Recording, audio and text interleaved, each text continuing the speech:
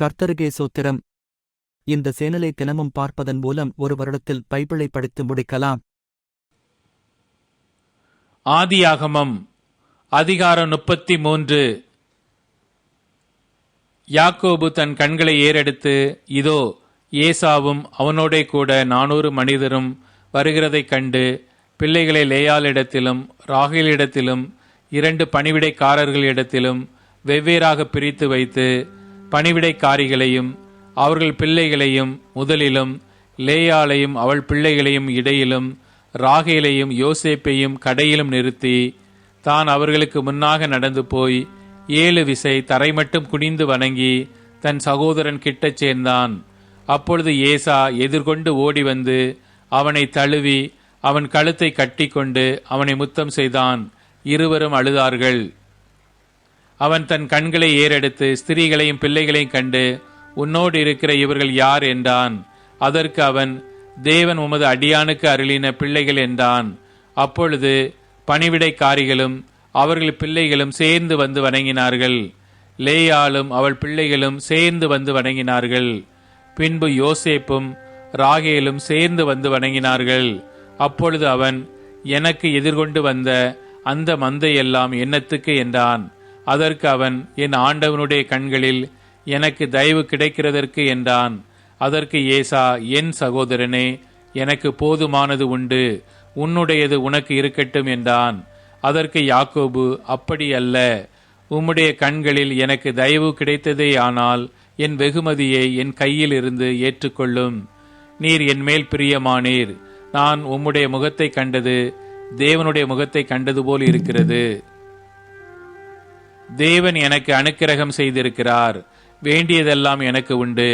ஆகையால் உமக்கு கொண்டு வரப்பட்ட என் காணிக்கையை ஏற்றுக்கொள்ளும் என்று சொல்லி அவனை வருந்தி கேட்டுக்கொண்டான். அப்பொழுது அவன் அதை ஏற்றுக்கொண்டான். பின்பு அவன், நாம் புறப்பட்டு போவோம், வா, நான் உனக்கு முன் நடப்பேன் என்றான்.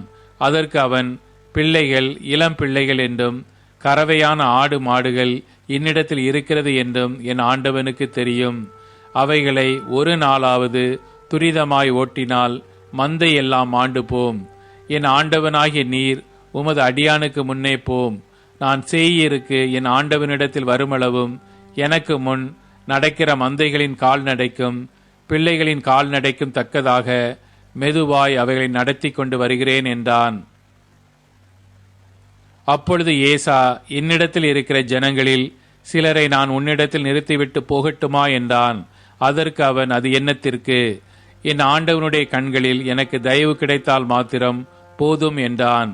அன்றைய தினம் ஏசா திரும்பி தான் வந்த வழியே சேயீருக்கு போனான். யாக்கோபு சுக்கோத்திற்கு பிரயாணம் பண்ணி தனக்கு ஒரு வீடு கட்டி தன் மிருக ஜீவன்களுக்கு கொட்டாரங்களை போட்டான். அதனாலே அந்த ஸ்தலத்திற்கு சுக்கோத் என்று பெயரிட்டான்.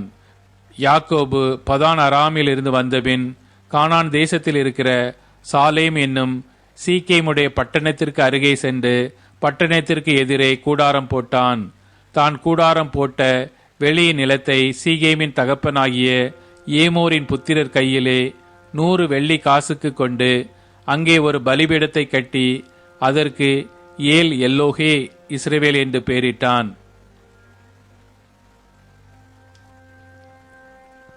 ஆதியாகமம் அதிகாரம் 34. லேயாள் யாக்கோபுக்கு பெற்ற குமாரத்தியாகிய தீனாள் தேசத்து பெண்களை பார்க்க புறப்பட்டாள். அவளை ஏவியனான ஏமோரின் குமாரனும் அத்தேசத்தின் பிரபுவுமாகிய சீகேம் என்பவன் கண்டு அவளை கொண்டு போய் அவளோடே சயனித்து அவளை தீட்டுப்படுத்தினான். அவனுடைய மனம் யாக்கோபின் குமாரத்தியாகிய தீனாள் மேல் பற்றுதலாயிருந்தது. அவன் அந்த பெண்ணை நேசித்து அந்த பெண்ணின் மனதுக்கு இன்பமாய் பேசினான். சீகேம் தன் தகப்பனாகிய ஏமோரை நோக்கி, இந்த பெண்ணை எனக்கு கொள்ள வேண்டும் என்று சொன்னான். தன் குமாரத்தியாகிய தீனாளை அவன் தீட்டுப்படுத்தினதை யாக்கோபு கேள்விப்பட்ட போது அவன் குமாரர் அவனுடைய மந்தையினிடத்தில் வெளியே இருந்தார்கள். அவர்கள் வருமளவும் யாக்கோபு பேசாமல் இருந்தான். அத்தருணத்தில் சீக்கேமின் தகப்பனாகிய ஏமோர் புறப்பட்டு யாக்கோபோடே பேசும்படி அவனிடத்தில் வந்தான். யாக்கோபின் குமாரர் இந்த செய்தியை கேட்டவுடனே வெளியிலிருந்து வந்தார்கள். அவன் யாக்கோபின் குமாரத்தியோடே சயனித்து செய்யத்தகாத மதிக்கெட்ட காரியத்தை இஸ்ரவேலில் செய்ததினாலே அந்த மனிதர் மனம் கொதித்து மிகவும் கோபம் கொண்டார்கள்.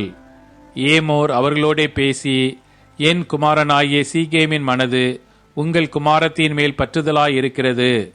அவளை அவனுக்கு மனைவியாக கொடுங்கள்.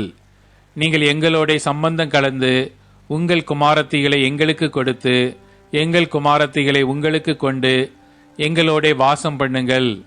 தேசம் உங்கள் முன்பாக இருக்கிறது. இதிலே குடியிருந்து வியாபாரம் பண்ணி பொருள் சம்பாதித்து அதை கையாண்டு கொண்டிருங்கள் என்றான். சீகேமும் அவள் தகப்பனையும் அவள் சகோதரரை நோக்கி, உங்கள் கண்களில் எனக்கு தயவு கிடைக்க வேண்டும். நீங்கள் என்னிடத்தில் எதை கேட்டாலும் தருகிறேன். பரிசமும் வெகுமதியும் நீங்கள் எவ்வளவு கேட்டாலும் உங்கள் சொற்படி தருகிறேன். அந்த பெண்ணை மாத்திரம் எனக்கு மனைவியாக கொடுக்க வேண்டும் என்றான். அப்பொழுது யாக்கோபின் குமாரர் தங்கள் சகோதரியாகிய தீனாளை சீகேம் என்பவன் தீட்டுப்படுத்தினபடியால் அவனுக்கும் அவன் தகப்பனாகிய ஏமோருக்கும் வஞ்சகமான மறுமொழியாக, விருத்த சேதனம் இல்லாத புருஷனுக்கு நாங்கள் எங்கள் சகோதரியை கொடுக்கலாகாது. அது எங்களுக்கு நிந்தையாயிருக்கும். நீங்களும் உங்களுக்குள் இருக்கும் ஆண்மக்கள் யாவரும் விருத்த சேதனம் பண்ணப்பட்டு எங்களை போலாவீர்களானால் நாங்கள் சம்மதித்து உங்களுக்கு எங்கள் குமாரத்திகளை கொடுத்து உங்கள் குமாரத்திகளை எங்களுக்கு கொண்டு உங்களோட குடியிருந்து ஏக ஜனமாயிருப்போம். விருத்த சேதனம் பண்ணிக்கொள்வதற்கு எங்கள் சொல் கேளாமற் போவீர்களானால் நாங்கள் எங்கள் குமாரத்தை அழைத்து கொண்டு போய்விடுவோம் என்று சொன்னார்கள். அவருடைய வார்த்தைகள் ஏமோருக்கும் ஏமோரின் குமாரனாகிய சீகேமுக்கும் நலமாய் தோன்றினது. அந்த வாலிபன் யாக்கோபுடைய குமாரத்தின் மேல் பிரியம் வைத்திருந்தபடியால் அந்த காரியத்தை செய்ய அவன் தாமதம் பண்ணவில்லை. அவன் தகப்பன் வீட்டார் அனைவருக்குள்ளும் மேன்மை உள்ளவனாயிருந்தான். ஏமோரும் அவன் குமாரன் சீகேமும் தங்கள் பட்டணத்து வாசலில் வந்து தங்கள் பட்டணத்து மனிதரோடே பேசி, இந்த மனிதர் நம்மோடே சமாதானமாயிருக்கிறார்கள். ஆகையால் அவர்கள் இந்த தேசத்தில் வாசம் பண்ணி இதிலே வியாபாரம் பண்ணட்டும். அவர்களும் வாசம் பண்ணுகிறதற்கு தேசம் விஸ்தாரமாயிருக்கிறது. அவர்களுடைய குமாரத்திகளை நமக்கு மனைவிகளாக கொண்டு நம்முடைய குமாரத்திகளை அவர்களுக்கு கொடுப்போம். அந்த மனிதர் விருத்த சேதனம் பண்ணப்பட்டவர்களாய் இருக்கிறது போல நம்மிலுள்ள ஆண்மக்கள் யாவரும் விருத்த சேதனம் பண்ணப்பட்டால் அவர்கள் ஏக ஜனமாக நம்மோட வாசம் பண்ண சம்மதிப்பார்கள். அவர்களுடைய ஆடு மாடுகள் ஆஸ்திகள் மிருக ஜீவன்கள் எல்லாம் நம்மை சேரும் அல்லவா? அவர்களுக்கு சம்மதிப்போமானால் அவர்கள் நம்முடனே வாசம் பண்ணுவார்கள் என்று சொன்னார்கள். அப்பொழுது ஏமோரின் பட்டணத்து வாசலில் புறப்பட்டு வரும் அனைவரும் அவன் சொல்லையும் அவன் குமாரனாகிய சீகேமின் சொல்லையும் கேட்டு அவனுடைய பட்டணத்து வாசலில் புறப்பட்டு வரும் ஆண்மக்கள் யாவரும் விருத்த சேதனம் பண்ணப்பட்டார்கள். 3ஆம் நாளில் அவர்களுக்கு நோவெடுத்து கொண்டபோது யாக்கோபின் குமாரரும் தீனாளின் சகோதரருமான சிமியோன் லேவி என்னும் இவ்விரண்டு பேரும் தன் தன் பட்டயத்தை எடுத்துக்கொண்டு துணிகரமாய் பட்டணத்தின் மேல் பாய்ந்து ஆண்மக்கள் யாவரையும் கொன்று போட்டார்கள். ஏமோரையும் அவன் குமாரன் சீகேமையும் பட்டய கருக்காலை கொன்று சீகேமின் வீட்டில் இருந்த தீனாளை அழைத்து கொண்டு போய்விட்டார்கள். மேலும் யாக்கோபின் குமாரர் வெட்டுண்டவர்களிடத்தில் வந்து தங்கள் சகோதரியை அவர்கள் தீட்டுப்படுத்தினதற்காக பட்டணத்தை கொள்ளையிட்டு அவருடைய ஆடு மாடுகளையும் கழுதைகளையும் பட்டணத்திலும் வயல்வெளியிலும் இருந்தவர்கள் யாவையும் அவருடைய எல்லா தட்டு முட்டுக்களையும் எடுத்துக்கொண்டு அவருடைய எல்லா குழந்தைகளையும் ஸ்திரீகளையும் சிறைப்பிடித்து வீட்டில் இருந்த எல்லாவற்றையும் கொள்ளையிட்டார்கள். அப்பொழுது யாக்கோபு சிமியோனையும் லேவியையும் பார்த்து, இந்த தேசத்தில் குடியிருக்கிற கானானியரிடத்திலும் பெரீசியர்களிடத்திலும் என் வாசனையை நீங்கள் கெடுத்ததினாலே என்னை கலங்க பண்ணினீர்கள். நான் கொஞ்ச ஜனமுள்ளவன். அவர்கள் எனக்கு விரோதமாய் கூட்டங்கூடி நானும் என் குடும்பமும் அழியும்படி என்னை வெட்டி போடுவார்களே என்றான். அதற்கு அவர்கள், எங்கள் சகோதரியை அவர்கள் ஒரு வேசியைப் போல நடத்தலாமோ என்றார்கள். மார்க்கு அதிகாரம் 5. பின்பு அவர்கள் கடலுக்கு அக்கறையிலுள்ள கதரேனருடைய நாட்டில் வந்தார்கள். அவர் படவிலிருந்து இறங்கினவுடனே அசுத்த ஆவியுள்ள ஒரு மனுஷன் பிரேத கல்லறைகளிலிருந்து அவருக்கு எதிராக வந்தான். அவனுடைய குடியிருப்பு கல்லறைகளிலே இருந்தது. அவனை சங்கிலிகளினாலும் கட்ட ஒருவனாலும் கூடாதிருந்தது. அவன் அநேகந்தரம் விலங்குகளினாலும் சங்கிலிகளினாலும் கட்டப்பட்டிருந்தும் சங்கிலிகளை முறித்து விலங்குகளை தகர்த்து போடுவான். அவனை அடக்க ஒருவனாலும் கூடாதிருந்தது.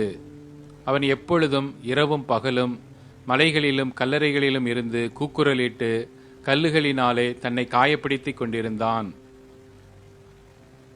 அவன் இயேசுவை தூரத்திலே கண்டபோது ஓடி வந்து அவரை பணிந்து கொண்டு, இயேசுவே, உன்னதமான தேவனுடைய குமாரனே, எனக்கும் உமக்கும் என்ன? என்னை வேதனைப்படுத்தாதபடிக்கு தேவன் பேரில் உமக்கு ஆணை என்று மிகுந்த சத்தமிட்டு சொன்னான். ஏனெனில் அவர் அவனை நோக்கி, அசுத்த ஆவியே, இந்த மனுஷனை விட்டு புறப்பட்டு போ என்று சொல்லியிருந்தார். அப்பொழுது அவர் அவனை நோக்கி, உன் பேர் என்னவென்று கேட்டார். அதற்கு அவன், நாங்கள் அநேகராய் இருக்கிறபடியால் என் பேர் லேகியோன் என்று சொல்லி தங்களை அந்த திசைகளிலிருந்து துரத்தி விடாதபடிக்கு அவரை மிகவும் வேண்டிக் கொண்டான். அப்பொழுது அவ்விடத்தில் மலையருகே அநேகம் பன்றிகள் கூட்டமாக மேய்ந்து கொண்டிருந்தது. அந்த பிசாசுகள் எல்லாம் அவரை நோக்கி, பன்றிகளுக்குள்ளே போகும்படி அவைகளுக்குள்ளே எங்களை அனுப்பும் என்று அவரை வேண்டிக் கொண்டன. இயேசு அவைகளுக்கு உத்தரவு கொடுத்தவுடனே அசுத்த ஆவிகள் புறப்பட்டு பன்றிகளுக்குள் போயின. உடனே ஏறக்குறைய 2000 பன்றிகளுள்ள அந்த கூட்டம் உயர்ந்த மேட்டிலிருந்து ஓடி கடலிலே பாய்ந்து கடலில் அமிழ்ந்து மாண்டது. பன்றிகளை மேய்த்தவர்கள் ஓடி இதை பட்டணத்திலும் சுற்றுப்புறங்களிலும் அறிவித்தார்கள். அப்பொழுது சம்பவித்ததை பார்க்கும்படி ஜனங்கள் புறப்பட்டு இயேசுவினிடத்தில் வந்து, லேகியோனாகிய பிசாசுகள் பிடித்தவன் வஸ்திரம் தரித்து உட்கார்ந்து புத்தி தெளிந்திருக்கிறதை கண்டு பயந்தார்கள். பிசாசுகள் பிடித்திருந்தவனும் பன்றிகளுக்கு சம்பவித்ததை கண்டவர்களும் அவர்களுக்கு விவரமாய் சொன்னார்கள். அப்பொழுது தங்கள் எல்லைகளை விட்டு போகும்படி அவரை வேண்டிக் கொள்ளத் தொடங்கினார்கள்.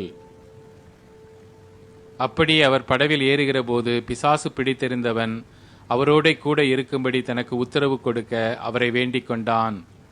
இயேசு அவனுக்கு உத்தரவு கொடாமல், நீ உன் இனத்தாரிடத்தில் உன் வீட்டிற்கு போய் கர்த்தர் உனக்கு இறங்கி உனக்கு செய்தவைகளை எல்லாம் அவர்களுக்கு அறிவி என்று சொன்னார்.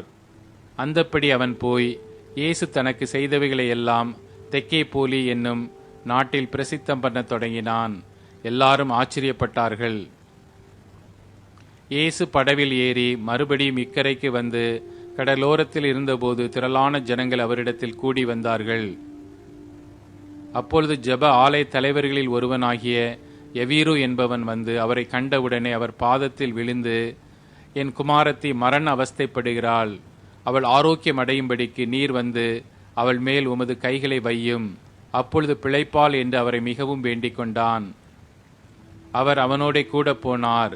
திரளான ஜனங்கள் அவருக்கு பின் சென்று அவரை நெருக்கினார்கள். அப்பொழுது 12 வருஷமாய் பெரும் பாடுள்ள ஸ்திரீ அநேக வைத்தியர்களால் மிகவும் வருத்தப்பட்டு தனக்கு உண்டானவைகளை எல்லாம் செலவழித்தும் சற்றாகிலும் குணமடையாமல் அதிக வருத்தப்படுகிற பொழுது இயேசுவை குறித்து கேள்விப்பட்டு, நான் அவருடைய வஸ்திரங்களை ஆகிலும் தொட்டால் சொஸ்தமாவேன் என்று சொல்லி ஜனக்கூட்டத்துக்குள்ளே அவருக்கு பின்னாக வந்து அவருடைய வஸ்திரத்தை தொட்டாள்.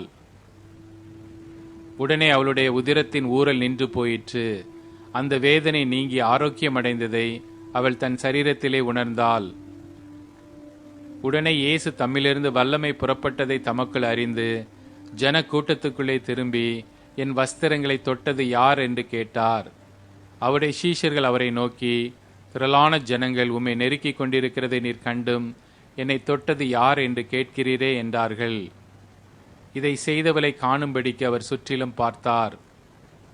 தன்னிடத்திலே சம்பவித்ததை அறிந்த அந்த ஸ்திரீயானவள் பயந்து நடுங்கி அவர் முன்பாக வந்து விழுந்து உண்மையை எல்லாம் அவருக்கு சொன்னாள். அவர் அவளை பார்த்து, மகளே, உன் விசுவாசம் உன்னை ரட்சித்தது, நீ சமாதானத்தோടെ போய் உன் வேதனை நீங்கி சுகமாயிரு என்றார். அவர் இப்படி பேசிக் கொண்டிருக்கையில் ஜெப ஆலய தலைவனுடைய வீட்டிலிருந்து சிலர் வந்து, உம்முடைய குமாரத்தி மரித்து போனால் இனி ஏன் போதகரை வருத்தப்படுத்துகிறீர் என்றார்கள். அவர்கள் சொன்ன வார்த்தை இயேசு கேட்டவுடனே ஜெப ஆலய தலைவனை நோக்கி, பயப்படாதே, விசுவாசம் உள்ளவனாயிரு என்று சொல்லி பேதுருவையும் யாக்கோபையும் யாக்கோபின் சகோதரன் யோவானையும் தவிர வேறொருவரையும் தம்மோடே வருகிறதற்கு இடம் கொடாமல் ஜெப ஆலய தலைவனுடைய வீட்டிலே வந்து சந்தடியையும் மிகவும் அழுது புலம்புகிறதையும் கண்டு உள்ளே பிரவேசித்து, நீங்கள் சந்தடி பண்ணி அழுகிறதென்ன? பிள்ளை மரிக்கவில்லை, நித்திரையாயிருக்கிறாள் என்றார். அதற்காக அவரை பார்த்து நகைத்தார்கள். எல்லாரையும் அவர் வெளியே போக பண்ணி பிள்ளையின் தகப்பனையும் தாயையும் தம்மோடே வந்தவர்களையும் அழைத்து கொண்டு பிள்ளை இருந்த இடத்தில் பிரவேசித்து பிள்ளையின் கையை பிடித்து தலிதா கூமி என்றார். அதற்கு சிறு பெண்ணை எழுந்திரு என்று உனக்கு சொல்லுகிறேன் என்று அர்த்தமாம். உடனே சிறு பெண் எழுந்து நடந்தாள். அவள் 12 வயதுள்ளவளாயிருந்தாள். அவர்கள் மிகுந்த ஆச்சரியப்பட்டு பிரமித்தார்கள். அதை ஒருவருக்கும் அறிவியாதபடி அவர்களுக்கு உறுதியாக கட்டளையிட்டு அவளுக்கு ஆகாரம் கொடுக்கும்படி சொன்னார். மார்க்கு அதிகாரம் 6. அவர் அவ்விடம் விட்டு புறப்பட்டு தாம் வளர்ந்த ஊருக்கு வந்தார். அவருடைய சீஷரும் அவரோட கூட வந்தார்கள். ஓய்வு நாளான போது ஜெப ஆலயத்தில் உபதேசம் பண்ணத் தொடங்கினார். அநேகர் கேட்டு ஆச்சரியப்பட்டு, இவைகள் இவனுக்கு எங்கே இருந்து வந்தது? இவன் கைகளினால் இப்படிப்பட்ட பலத்த செய்கைகள் நடக்கும்படி இவனுக்கு கொடுக்கப்பட்ட ஞானம் எப்படிப்பட்டது? இவன் தச்சன் அல்லவா? மரியாளுடைய குமாரன் அல்லவா? யாக்கோபு, யோசே, யூதா, சீமோன் என்பவர்களுக்கு சகோதரன் அல்லவா? இவன் சகோதரிகளும் இங்கே நம்மிடத்தில் இருக்கிறார்கள் அல்லவா என்று சொல்லி அவரை குறித்து இடறல் அடைந்தார்கள். இயேசு அவர்களை நோக்கி, தீர்க்கதரிசி ஒருவன் தன் ஊரிலும் தன் இனத்திலும் தன் வீட்டிலுமே அன்றி வேறெங்கும் கனவீனம் அடையான் என்றார். அங்கே அவர் சில நோயாளிகளின் மேல் கைகளை வைத்து அவர்களை குணமாக்கினதே அன்றி வேறொரு அற்புதமும் செய்யக்கூடாமல் அவர்களுடைய அவிசுவாசத்தை குறித்து ஆச்சரியப்பட்டு கிராமங்களிலே சுற்றித் திரிந்து உபதேசம் பண்ணினார். அவர் 12 அழைத்து அசுத்த ஆவிகளை துரத்த அதிகாரம் கொடுத்து, வழிக்கு பையையாகிலும் அப்பத்தையாகிலும் கச்சையில் காசையாகிலும் எடுத்துக்கொண்டு போகாமல் ஒரு தடியை மாத்திரம் எடுத்துக்கொண்டு போகவும், பாத ரட்சைகளை போட்டுக்கொண்டு போகவும், 2 அங்கிகளை தரியாதிருக்கவும் கட்டளையிட்டார். பின்பு அவர்களை நோக்கி, நீங்கள் எங்கேயாகிலும் ஒரு வீட்டில் பிரவேசித்தால் அவ்விடத்தை விட்டு புறப்படுகிற வரைக்கும் அங்கேதானே தங்கியிருங்கள்.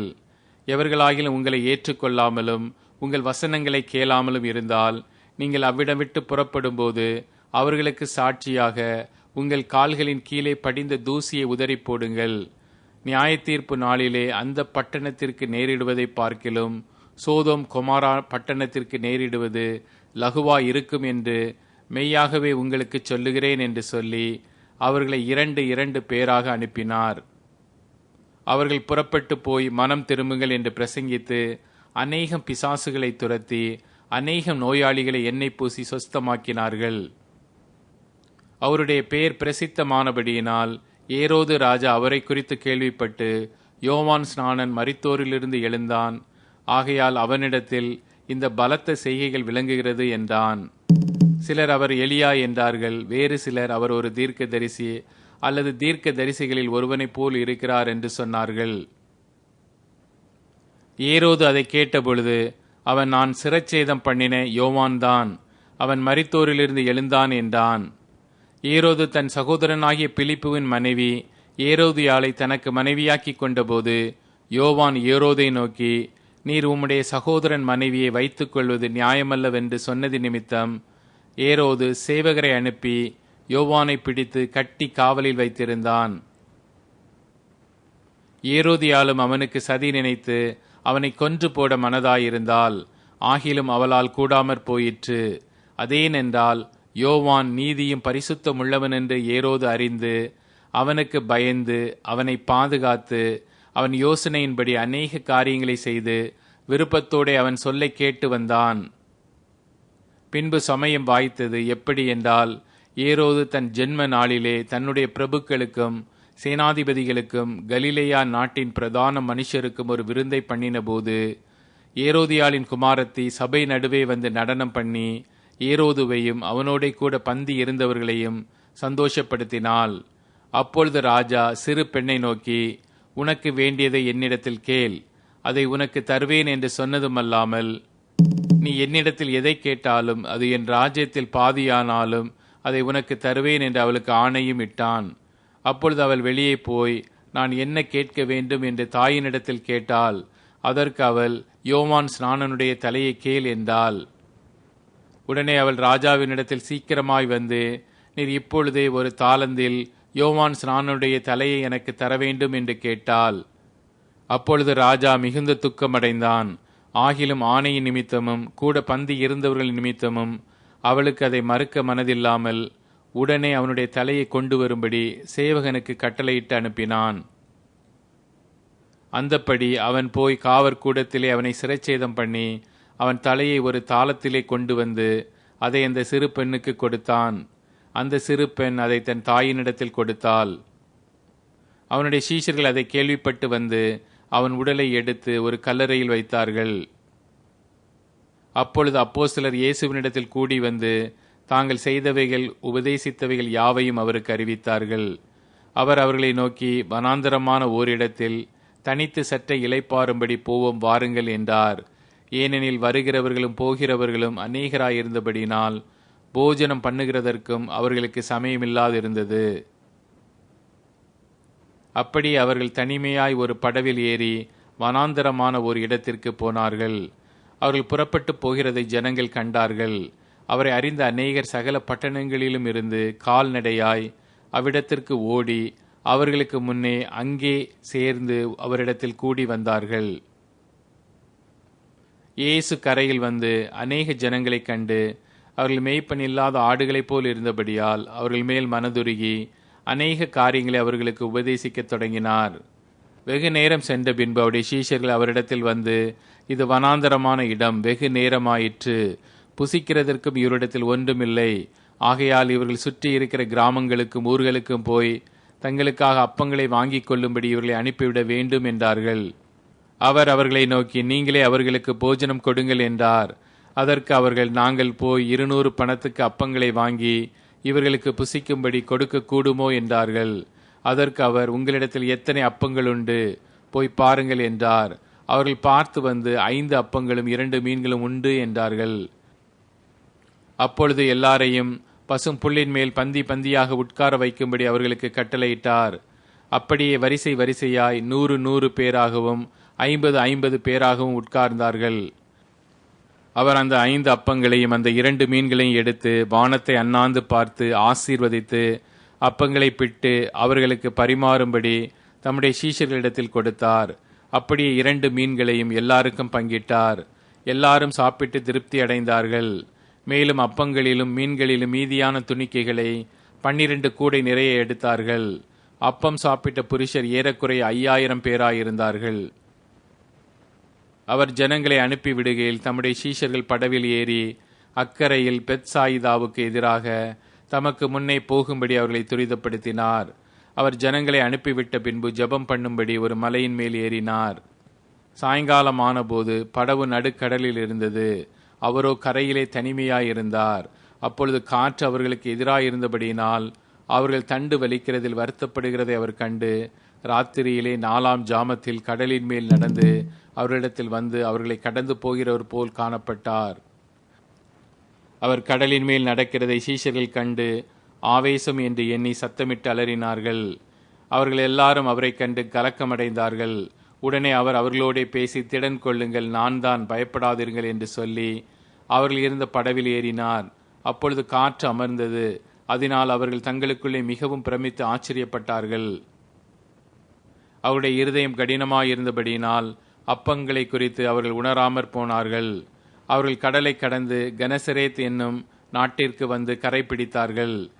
அவர்கள் படவிலிருந்து இறங்கின உடனே ஜனங்கள் அவரை அறிந்து அந்த சுற்றுப்புறமெங்கும் ஓடித் திரிந்து பிணியாளிகளை படுக்கைகளில் கிடத்தி அவர் வந்திருக்கிறார் என்று கேள்விப்பட்ட இடங்களிலெல்லாம் சுமந்து கொண்டு வந்தார்கள். அல்லாமலும் அவர் பிரவேசித்த கிராமங்கள், பட்டணங்கள், நாடுகள் எவைகளோ அவைகளின் சந்தை வெளிகளிலே வியாதிக்காரரை வைத்து அவருடைய வஸ்திரத்தின் ஓரத்தையாகிலும் அவர்கள் தொடும்படி உத்தரவாக வேண்டும் என்று அவரை வேண்டிக் கொண்டார்கள். அவரை தொட்ட யாவரும் சொஸ்தமானார்கள். சங்கீதம் அதிகாரம் 17. கர்த்தாவே, நியாயத்தை கேட்டருளும், என் கூப்பிடுதலை கவனியும். கபடமில்லாத உதடுகளில் நின்று பிறக்கும் என் விண்ணப்பத்திற்கு செவி கொடும். உம்முடைய சந்நிதியிலிருந்து என் நியாயம் வெளிப்படுவதாக. உம்முடைய கண்கள் நியாயமானவைகளை நோக்குவதாக. நீர் என் இருதயத்தை பரிசோதித்து ராக்காலத்திலே அதை விசாரித்து என்னை புடமிட்டு பார்த்தும் ஒன்றும் காணாதிருக்கிறீர். என் வாய் மீறாதபடிக்கு தீர்மானம் பண்ணினேன். மனுஷரின் செய்கைகளை குறித்து நான் உம்முடைய உதடுகளின் வாக்கினாலே துஷ்டனுடைய பாதைகளுக்கு விலக்கமாய் என்னை காத்து கொள்ளுகிறேன். என் காலடிகள் வலுவாதபடிக்கு என் நடைகளை உமது வழிகளில் சிறப்படுத்தும். தேவனே, நான் உம்மை நோக்கி கெஞ்சுகிறேன், எனக்கு செவி கொடுக்கிறீர். என்னிடத்தில் உம்முடைய செவியை சாய்த்து என் வார்த்தையை கேட்டருளும். உம்மை நம்புகிறவர்களை அவர்களுக்கு விரோதமாய் எழும்புகிறவர்களின் நின்று உமது வலது கரத்தினால் தப்புவித்து ரட்சிக்கிறவரே, உம்முடைய அதிசயமான கிருபையை விளங்கப் பண்ணும். கண்மணியைப் போல என்னை காத்தருளும். என்னை ஒடுக்குகிற துன்மார்க்கருக்கும் என்னை சூழ்ந்து கொள்ளுகிற என் பிராண பகைஞருக்கும் மறைவாக உம்முடைய செட்டைகளின் நிழலிலே என்னை காப்பாற்றும். அவர்கள் நினம் துண்ணி இருக்கிறார்கள், தங்கள் வாயினால் வீம்பு பேசுகிறார்கள். நாங்கள் செல்லும் பாதைகளில் இப்பொழுது எங்களை வளைந்து கொண்டார்கள். எங்களை தரையிலே தள்ளும்படி அவர்கள் கண்கள் எங்களை நோக்கிக் கொண்டிருக்கிறது. பீறுகிறதற்கு ஆவலுள்ள சிங்கத்துக்கும் மறைவிடத்தில் பதிவிருக்கிற பால சிங்கத்துக்கும் ஒப்பாயிருக்கிறார்கள். கர்த்தாவே, நீர் எழுந்திருந்து அவனுக்கு எதிரிட்டு அவனை மடங்கடியும். கர்த்தாவே, என் ஆத்துமாவை துன்மார்க்கனுடைய கைக்கு உம்முடைய பட்டயத்தினால் தப்புவியும். மனுஷருடைய கைக்கும் இம்மையில் தங்கள் பங்கை பெற்றிருக்கிற உலக மக்களின் கைக்கும் உம்முடைய கரத்தினால் என்னை தப்புவியும். அவர்கள் வயிற்றை உமது திரவியத்தினால் நிரப்புகிறீர். அவர்கள் புத்திர பாக்கியத்தினால் திருப்தியடைந்து தங்களுக்கு மீதியான பொருளை தங்கள் குழந்தைகளுக்கு வைக்கிறார்கள். நானோ நீதியில் உம்முடைய முகத்தை தரிசிப்பேன். நான் விழிக்கும் போது உமது சாயலால் திருப்தியாவேன்.